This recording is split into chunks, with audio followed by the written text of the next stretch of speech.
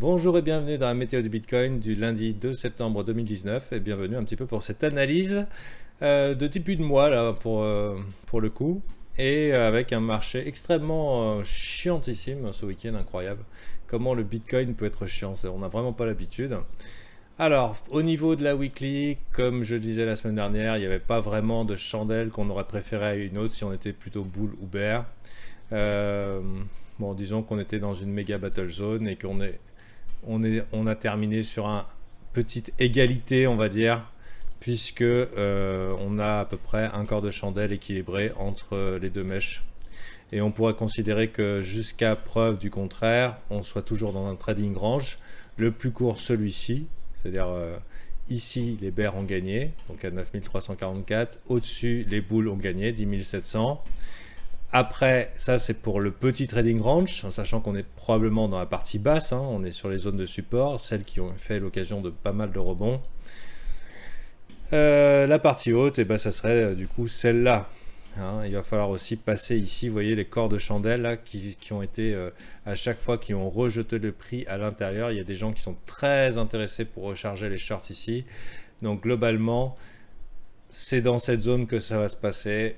Je ne vous cache pas que le marché a l'air plutôt bear. D'ailleurs, le RSI continue à faire des plus bas sommets, plus bas creux.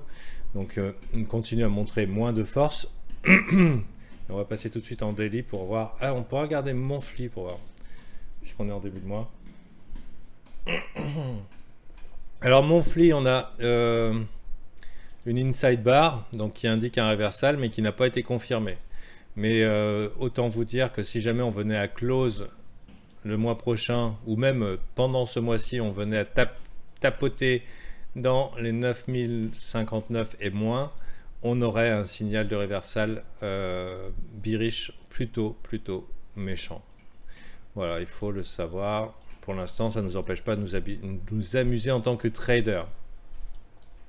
Niveau investissement, on ne va pas vraiment se poser là. Alors, ici, le biais institutionnel daily est toujours bearish. Mais attention, il a été inversé en 4 heures. Hein.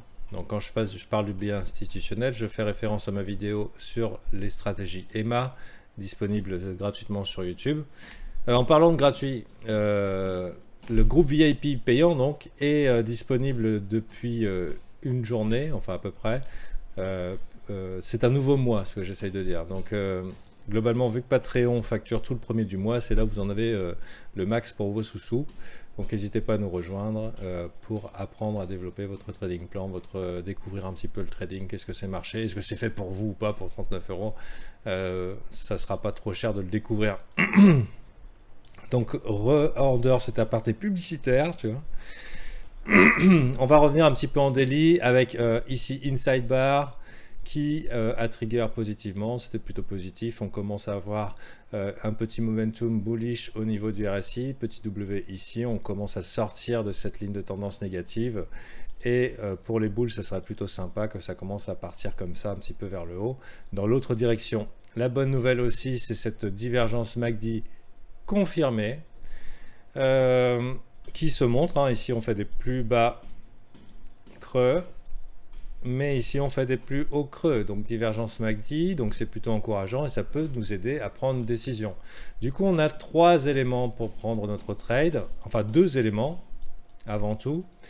C'est l'allocation, donc une grosse zone de support sur un range qui a toujours très bien rebondi. Bien sûr, plus on y vient en contact et plus il y a de chances qu'elle lâche, mais pour l'instant elle tient encore la route. On verra comment ça se passe dans les jours à venir, quand l'onde va se réveiller, mardi ou mercredi. Et le momentum, donc les divergences qui se montrent, éventuellement un W sur le RSI, sortie de trendline négative sur RSI également. Et on pourra remettre EMA 13. Bon, EMA 13, elle fait toujours office de résistance et pour l'instant, on n'a pas encore passé. Et ça, c'est ça qui est un petit peu gênant. Et du coup, le troisième élément, puisque 3 éléments pour notre trading, location, support, momentum, divergence, structure, bah, la structure pour l'instant, vous les VIP, vous avez appris récemment qu'on pouvait se servir de ce genre de pattern comme d'une structure. Mais sinon, de manière un petit peu plus raisonnable et patiente, on pourrait tout à fait attendre la formation d'un W qui nous formerait le double bottom que nous espérons pour pouvoir prendre un trade de manière plutôt sécure, alors que les EMA, ça leur laisserait le temps de croiser. Voilà un petit peu ce que j'ai à dire sur ce que j'attends de voir, moi, pour y aller éventuellement un peu plus sérieusement dans le Bitcoin. Est-ce qu'il nous fera l'opportunité de revenir taquiner ici? Possible. Je vous cache pas qu'il y a...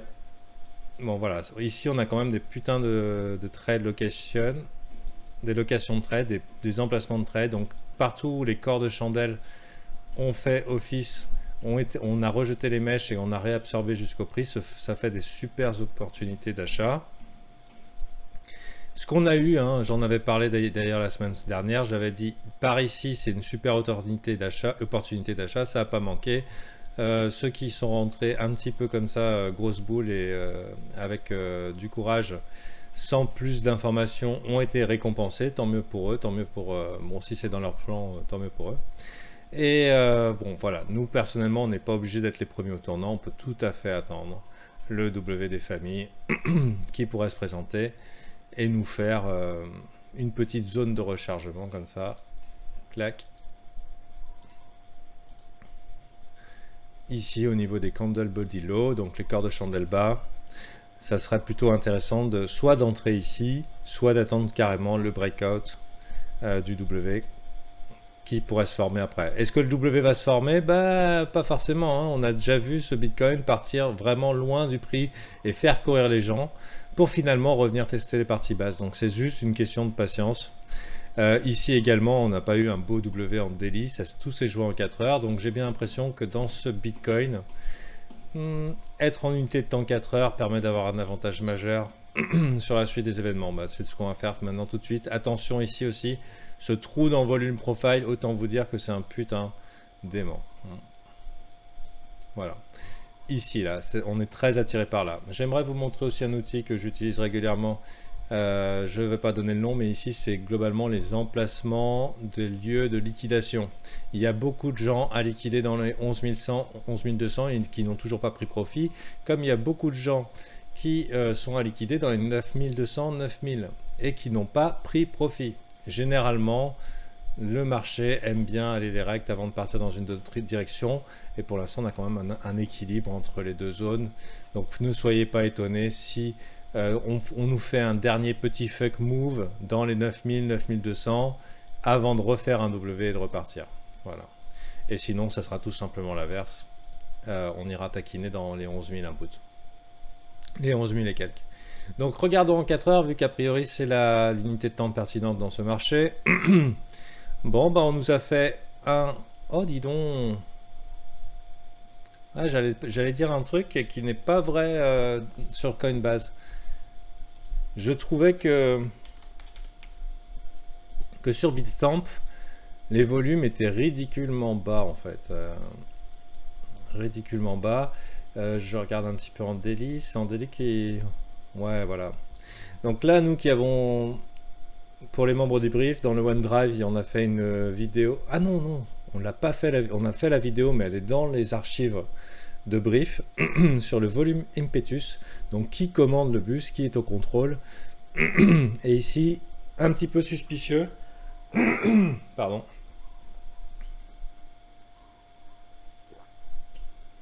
un petit peu suspicieux, ce push là, avec vraiment zéro volume, et même tellement peu de volume qui sont historiquement bas en fait. Donc en général, quand on a ça, même si par exemple ça break vers le haut, d'ailleurs ça break vers le haut sans quasiment aucune impulsion de volume, ce qui est quand même inquiétant. Ici on a les boules qui se sont endormies. Les boules sont clairement endormies. Il n'y a plus personne. Et ouais, ok, ça a pété vers le haut, mais en tout cas il y a quand même quelque chose d'inquiétant ici. Quand on voit un marché qui est en hausse, on a envie de voir des chandelles qui grandissent. Enfin des chandelles. Des bougies de volume qui augmentent. Si le prix augmente et que les volumes n'augmentent pas, on a une divergence de volume, donc qui appelle quand même à la prudence. Bon, revenons un petit peu du coup sur Coinbase. J'ai moins d'alertes pour me gêner. Ici aussi, hein, très petit corps de très petit volume sur ce move ici, mais après c'est normal, c'était le week-end, et je crois aussi que c'était les vacances aux USA, donc à voir. On regarde un petit peu et maintenant contentons-nous d'observer. La bonne nouvelle, c'est qu'on a recroisé les EMA, EMA9, EMA18, plutôt positif, que le MACD ne fait pas de divergence et donc rien ne laisse penser que ça va s'arrêter de monter pour le moment. En tout cas, pas avec une forte puissance. On peut toujours attendre un dip, mais peut-être pas assez puissant pour bust ici. Bien sûr, s'il y a une grosse baleine qui décide de penser le contraire, bah, on n'a aucun contrôle sur les actions de personne. La T est juste de l'ordre de la probabilité et on verra bien. Donc, si ça s'avère, parce que c'était quand même un W suivi d'un W, enfin W, c'était un W suivi d'un fuck move, d'un fuck move, d'un fuck move, vraiment le marché le plus dégueulasse de l'univers qui s'est fait plaisir avec des candles Darth Maul. C'est le double sabre, hein. On te vient te niquer là, on vient te niquer tes stops là, on vient te niquer ces stops là, on vient te niquer ces stops là, et tout le monde, quand tout le monde est descendu du bus, ok on y va. Vraiment, vraiment, vraiment dégueulasse, et je regrette pas de ne pas trade le dimanche, ni le week-end pour quand on voit ce genre d'action. En tout cas, j'espère que vous êtes toujours dans la course, et qu'on verra un petit peu plus bas. Autre chose, du coup, on se retrouve avec beaucoup de mèches, beaucoup de queues, et les queues aiment bien être mangées, donc ne soyez pas étonnés que finalement on se le fasse ce petit W en daily. Ok, ici au niveau de Haroun, on commence à intégrer un début de tendance, mais il n'est pas encore confirmé, on va attendre quand même quelques jours pour voir comment ça se goupille. Et pendant tout le week-end, j'avais surveillé un petit peu la possibilité d'un bear flag, donc un drapeau baissier,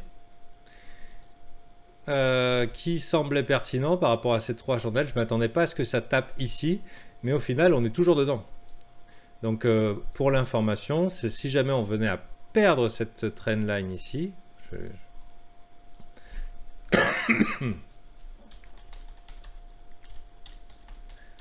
confirmer, si on venait à perdre ça, eh ben, on aurait probablement un mouvement de continuation baissier qui nous emmènerait peut-être dans les zones de liquidation justement qu'on a mentionné plus bas, c'est-à-dire 9200, 9000.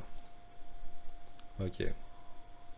En plein sur le support, qui pourrait rebondir hein, d'ailleurs, hein, parce qu'après il n'y aura plus beaucoup éventuellement, sauf si la consolidation et tout le monde part Uber Bull, il n'y aura plus beaucoup de fuel pour continuer sur la descente. Même si effectivement on attend, beaucoup attendent à 8500 pour pouvoir rentrer. Bon, je vous cache pas que long terme, le marché a l'air moche, moche, moche, moche, moche. Enfin, quand je dis long terme, les 5 ou 6 prochains mois. Donc voilà. Alors, comment ça va se goupiller? Pour l'instant, bah, j'ai rien à me mettre sous la dent personnellement. Ouais, j'ai rien à mettre sur la dent. Bah, quand on n'a rien à faire, on s'assoit sur ses mains et être assis sur ses mains, ne pas avoir de position, c'est aussi une position. Hein. Donc, des fois, il vaut mieux rien faire que d'y aller au petit bonheur la chance. Pour l'instant, j'ai pas mes setups qui se présentent. Et quand ils se présenteront, bah, on prendra le trade en fonction. Attention aussi, un gros zone de résistance, bien sûr. On peut les voir. On va virer Haroun parce qu'il prend de la place finalement. Grosse zone de résistance ici. Il va falloir le passer. Ça va piquer, qui va correspondre aussi au niveau de daily à la résistance de l'EMA 13. Il va falloir passer au-dessus et il va falloir laisser le temps à ce biais institutionnel, le temps de décroiser. Aussi, on peut être inquiet du fait que l'OBV, donc on balance volume, est-ce que l'argent rentre ou sort de ce marché est toujours par rapport à son EMA inférieure, elle n'a pas croisé et elle ne montre pas de structure bullish. Donc il va falloir éventuellement laisser à ce push le temps de se refaire. Et ce qui serait pas étonnant d'ailleurs, parce que ce push là manque de conviction. Voilà, il manque de conviction. Si on pouvait avoir ça pour se dire ok on rentre dans le train, ça pourrait être pas mal, mais quand il commençait déjà à miser la ferme en disant Bitcoin to ATH, c'est un petit peu prématuré à mon avis. Donc tout ce que je peux vous inviter à faire, c'est de profiter de ces jours, soit pour faire du paper trading, soit pour devenir studieux, apprendre à trade et apprendre à vous préparer. Parce que si vraiment on venait à dégueuler et à close sous ces chandelles ici, ça serait probablement des mois plutôt moches. Voilà. Il y a toujours la possibilité qu'on revienne taquiner en weekly vers le haut, qu'on continue à consolider comme ça. Et là, effectivement, on aura des occasions de se dire, ok, on peut investir dans le Bitcoin et ce truc est prêt à exploser. Mais là, plutôt, il a l'air plutôt prêt à exploser dans la partie basse. C'est tout, hein. J'ai fait ce que j'ai pu pour l'information, vu ce qui s'est passé ce week-end. Ça me paraît plutôt bullish, hein, ce que je vois sous les yeux. Hein. Regardez en plus ce creux dans le volume. Généralement, ça traverse comme dans du beurre. Il y a de fortes chances qu'on revienne retester ici le point de contrôle précédent, puisqu'il y a énormément de gens finalement qui veulent sortir ici à break-even parce qu'ils se sont plantés. Ils ont pris le mauvais sens du trade. Et même, je pourrais dire ici plus exactement, qui constituait le support et qui maintenant est devenu une résistance et qui nous amène au chiffre rond 10 000. Donc, ça serait très étonnant qu'on vienne pas taquiner les 10 000 avant éventuellement de redégueuler vers le bas. Bien sûr, les gros chiffres ronds, tu as compris, Nomic, Binocle. Le Big Fat Round Number, c'est un super endroit pour se positionner en fait, hein, globalement. Et j'ai l'impression que comme par hasard, ça nous mettrait en plein reload zone de short. Ouais, à peu près. Non, là, j'étais un petit peu ambitieux en pensant que ça allait taper dedans. Peut-être celui-là, mais théoriquement, ce sera légèrement plus haut encore. Donc voilà, faites attention à vos culs, hein, marché. En plus, les alts, donc là, c'est le désespoir le plus complet. Je commence à voir sur Twitter des gens qui sont, je parlais en aversion, c'est-à-dire qu'il y a une aversion pour le marché. Pour ne pas dire dépression, ça commence à sentir un peu la déprime. Et généralement, ça fait des bons moments pour éventuellement rentrer dedans. Autre alternative à mon scénario, ce push manque de conviction aussi parce qu'il manquait de volume. Certains diront, eh ouais, mais si avec peu de volume ça monte, imagine avec beaucoup. C'est aussi un fait à prendre en considération. Bien sûr, je ne partage que mon opinion. Pour l'instant, on est en fear et hier, on était en extrême fear. Donc, comme par hasard, cet indicateur de sentiment est tellement au poil, c'est incroyable. Ça a l'air tellement con, mais ça marche tellement bien. Et je vais vous dire une chose, ça marche tellement bien parce que le marché ne se contente pas de réagir à l'AT, mais il y a clairement des mecs qui counter-trade en fait. On attend de savoir qui a le plus nombreux dans le bus et on part dans le sens opposé. C'est pour ça qu'on se retrouve avec des patterns à la Bart Simpson comme ça. Boule, boule, boule. Non, fuck you. Ah, bien, bien, bien. Non, fuck you. Voilà. Voilà le genre de marché dans lequel on navigue en ce moment. Ça peut être assez violent pour les nerfs. Sur ce, on va continuer avec le Daily Brief. Et bienvenue à vous si vous voulez rentrer chez VIP. Meilleur moment du mois pour le faire. Ça se passe sur Patreon. Vous linkez bien votre Discord avec votre compte Patreon. Et ensuite, vous serez automatiquement dans la section VIP. Et si vous voulez en savoir plus, il y a ici devenir VIP, l'accès Patreon, etc., etc. Et les reviews VIP, j'ai rien demandé à personne. Hein. Il y en a peut-être qui sont mécontents, mais ils ne l'ont pas fait savoir. Et bon, moi, en tout cas, ceux qui sont contents le sont beaucoup. Donc, à très bientôt, j'espère. Bye.